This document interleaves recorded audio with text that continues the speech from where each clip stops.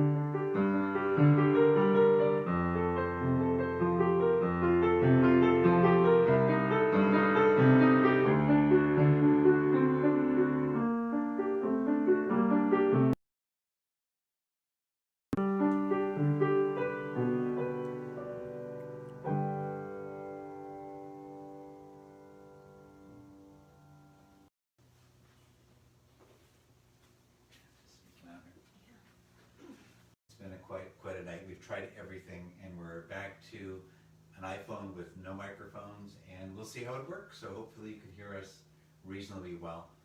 But we wanted to make sure and go forward anyway, not let that get in the way. So hopefully. Tonight I decided to do a bunch of Psalms. So there's the book of Psalms in the Bible, spelled Psalms, and the book of Psalms is not my favorite. A journey to get to this point, and mostly because I feel tired, and then the Psalms are, humans expressing their sentiments to God, and in that way, I think, well, it's less God-inspired, if at all, so it's not as important. However, where I do see the connection for me is how other people cry out to God or feel comfort or peace. And so I'm seeing that there's some really beautiful words that we can hold on to. And for me, 63 is my my soul is thirsting for you. So anyways, there's a bunch. I'm not doing those tonight, but the first one we're going to do is Path of Life. Ready? Yeah.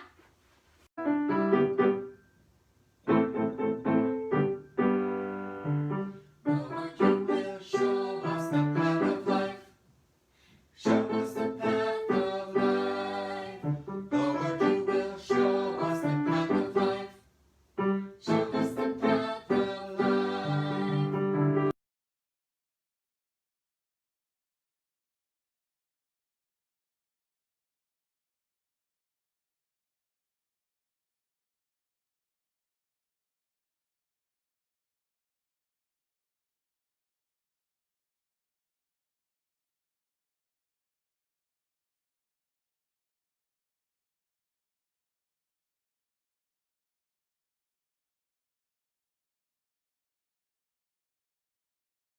Lord, you will show me the path of life.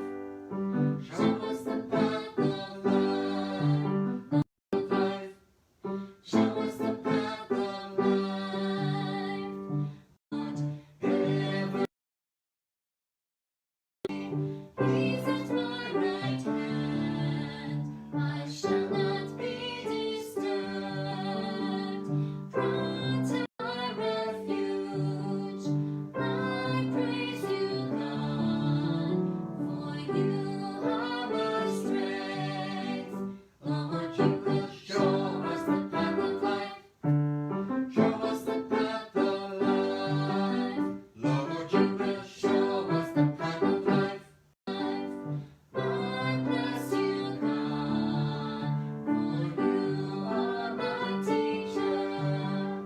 Even at night, my life, my whole being rests safe in you. Show us the path of life. Show us the path of life. Show us the path of life. All right. Can you read now? Sure. I'm going to read now. Hopefully you can. Right now he's going to read the introduction in his Bible of the Psalms and what they mean and all of that. And I'm thinking of the new year and resolutions and new beginnings. And so that's what I need to reflect on.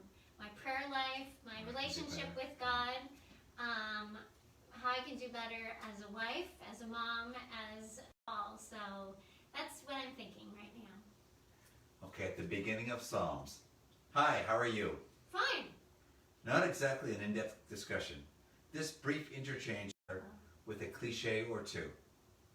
Actually, cliches are a way of life. Saturating sentences, the relationship will stall with a superficial plateau.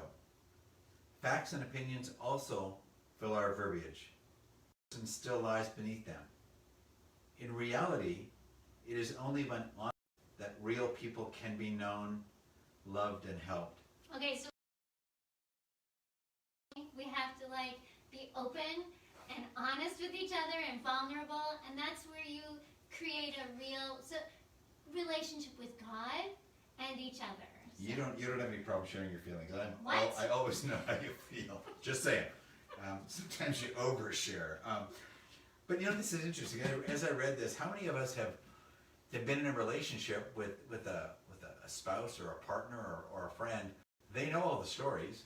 So you've got two choices. You can share the same story after you grace, or you can try and find. Sometimes I find that's you kind of run out of things to talk about, and sometimes that's why we get intrigued by new friendships or new relationships, well-worn lines recited for decades, or we quickly toss a cliche or two at God and call it prayer.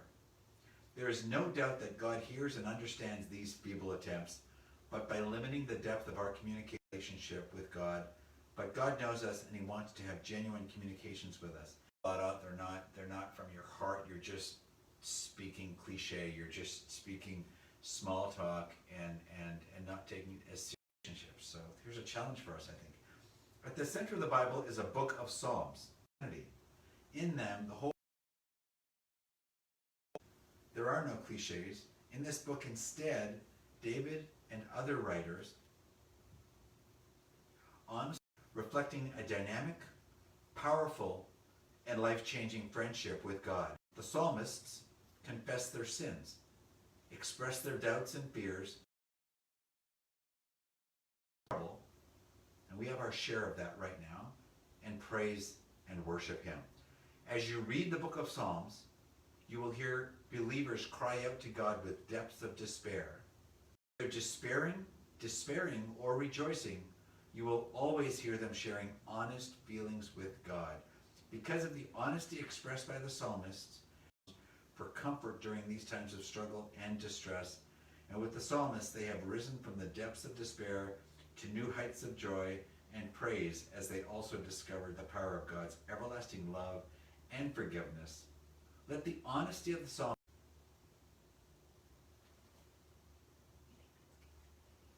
So that may be the first time you've heard that. It's the first time I've heard it. So she read it, thought it would be a really good idea to share. That's powerful. So that, I think your point though is it made you look differently at Psalms. Back into music. Thanks. I hope it brings us to a place of openness, vulnerability with God, and relationships. And thinking of the new year, Psalm 51, create in me a clean heart, O Lord. I just felt here and ask for a little housekeeping. Restart a little fresh. Messed up, and it's what, the 11th or 12th of January? January 11th. Ah.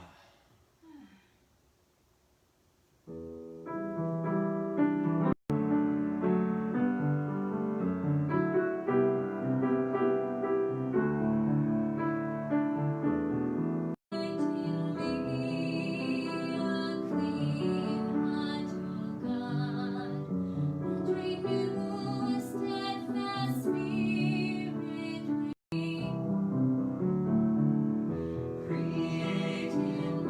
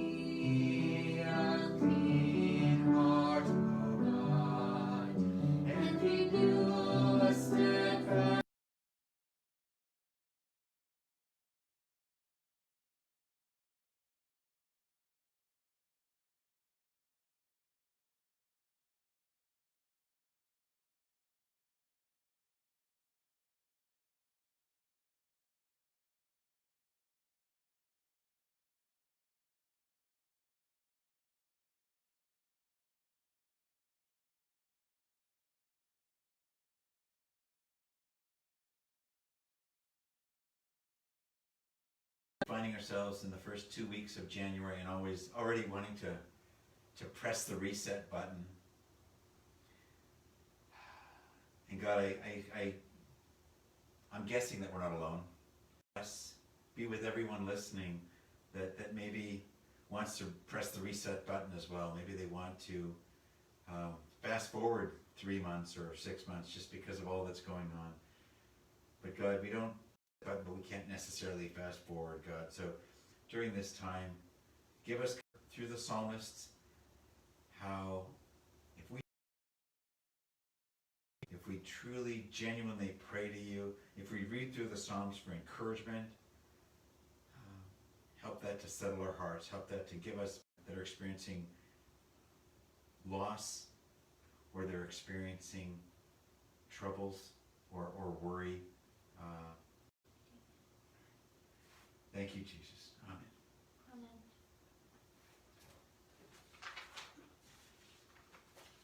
Sometimes she likes to jump in and add a little, so I thought I might. Oh, you'll know when I want to jump in. You'll know. Okay, I'm going to step away from him. So I try.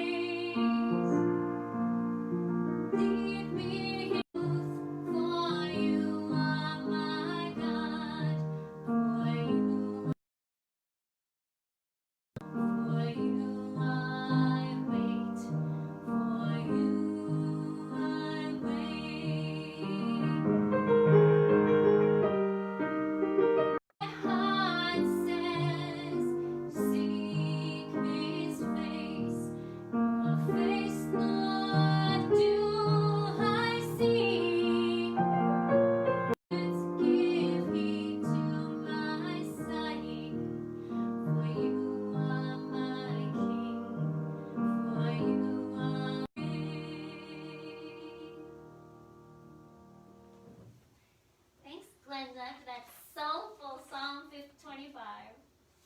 Psalm 22. I will praise you, Lord.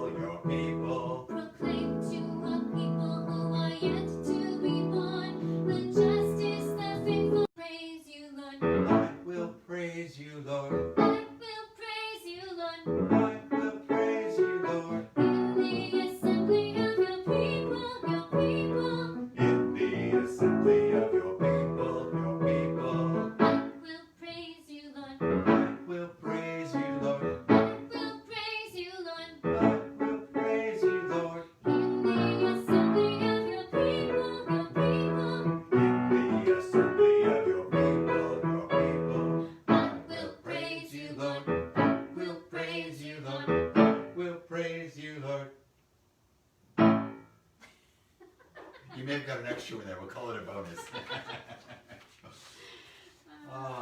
And by the way, for those of you who were either online or at church at 11 o'clock on Sunday, Cara was baptized. It was a huge celebration. Congratulations to Catherine and Casey. Catherine and Casey. And so, extra prayers there, of course. And special prayers and thoughts for a friend, Amy, who's having a week of saying goodbye. So. Also, you've had a busy day since last night. It's been a busy time. All right, this is Psalm 54. The Lord upholds my life. And this will be our last song for the evening, so have a good night. And thanks everyone for putting up with the technology. We figured we'd give it a shot anyway, even without everything that we normally have. It just, nothing worked today, so we just said, okay, forget it. My phone wouldn't work, the test cam wouldn't work, the connections, the microphone, so we just went with Chantal's phone. We got new batteries, we got so it's everything. a little fuzzy, a little, the cameras, but it'll work. Thanks. Maybe we need a new test cam. I don't know. Something.